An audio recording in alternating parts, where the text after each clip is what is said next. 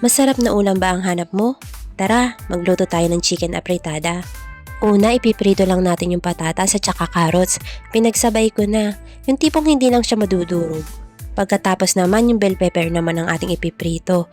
Green capsicum nga pala yan dito. Tapos isasabay na rin natin yung green peas. Iintayin lang natin siya mag-aromatic.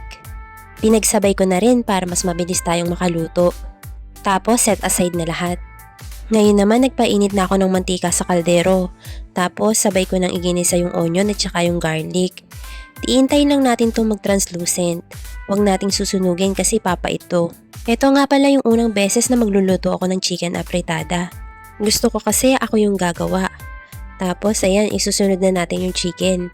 Lulutuin lang nating mabuti yung chicken. Bago natin lagyan ng mga pampalasa, kailangan lutong-luto na yung manok. Tapos isasangkot siya natin siya sa patis.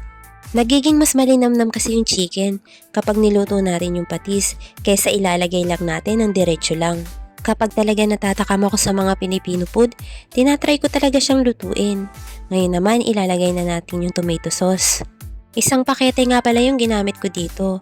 Tapos isusunod naman natin yung tomato paste. Kaunti lang yung ginamit kong tomato paste, mga kalahati. Lahat to tansya-tansya lang. Tapos haluin na natin siyang mabuti. Naglagay na rin ako ng paminta. Tapos nilagyan ko na rin siya ng asukal. Depende sa inyo kung ganong katamis yung gusto nyo. Pero sa akin yung tama lang. Hindi na nga pala ako nag-add ng asin kasi naglagay na tayo ng patis. Tapos naglagay na rin ako ng isang mangkok na tubig. Nakadepende rin sa inyo kung gaanong kadaming sabaw yung gusto nyo. Pero kasi papalaputin pa natin to. Iintayin lang natin siyang kumulo. Tapos kapag okay na yung consistency para sa inyo, ilalagay na natin yung mga prinito nating patatas, carrot, bell pepper at saka yung green peas. Napaka-colorful naman talaga ng ulam natin ngayon. Napakaganda sa mata. Ngayon naman, tatakpan lang natin siya. Aantayin lang natin siyang maluto. Kapag okay na yung lapot ng sabaw para sa inyo, hinaan na lang natin ng apoy. Tapos haluin lang natin siya para hindi masunog. Pero dahan-dahan lang para hindi mabisak yung ating mga gulay. Tapos tatakpan lang ulit natin siya kasi mas gusto ko na medyo mas malapot pa.